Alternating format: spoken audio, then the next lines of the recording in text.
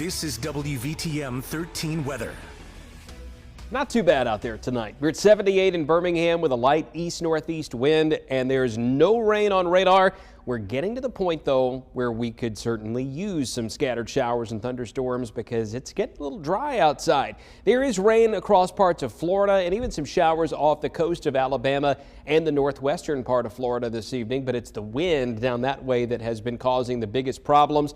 This east to southeast flow, which is basically onshore, especially in Baldwin County and Mobile County and then much of northwest Florida, that's been causing major problems with rip currents lately, and the rip current risk stays on the high end. That means there's no going in the water legally on Thursday and Friday. There will be double red flags waving down there. Saturday and Sunday, it may improve some. Now, you can get the latest rip current information directly from the source. That immediately comes from the National Weather Service in Mobile. You just scan that QR code right there, and they do a phenomenal job of keeping track of all that. Here's Tropical Storm Alberto, and this is one of the reasons that we have the rip current issues in the Gulf of Mexico right now. The wind sustained here at 50. The wind field is pretty big. It goes all the way up to South Texas, even though the core of the storm is down here, and it looks like it's starting to strengthen a bit as it's tracking toward the Mexican coastline by 7 o'clock Central Time tomorrow morning.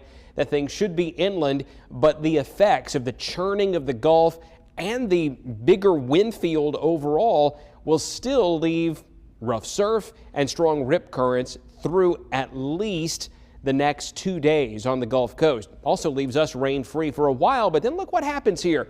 We start to pick up at least a hint of some scattered showers and thunderstorms by Sunday afternoon around here. That's because as Alberto moves inland, it's actually going to help to take this big feature called a ridge, the thing that's keeping it so dry right now, and pull it westward as well. That's going to put us in a favorable position to see a few storms on Saturday and then a few more storms building in by Sunday, and I think that chance may continue going up through the first part of next week. So it's muggy tonight, but not a total steam bath.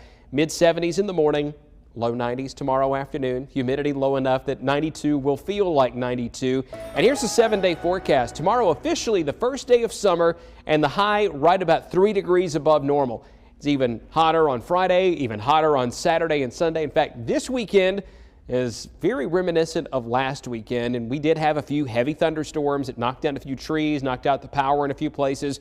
Those are typical of this time of year. They're also very difficult to know precisely where they're going to happen days in advance. So just keep in mind the app, the WVTM 13 app, would be a really good tool to have going into the weekend and next week too, because we think this thunderstorm setup where the ridge starts to move farther to the west and we get this northwest flow aloft will cause more thunderstorms to develop from Sunday into Monday and Tuesday. Some of them could be quite heavy as they explode in that summertime heat, but the more storms we get, the less likely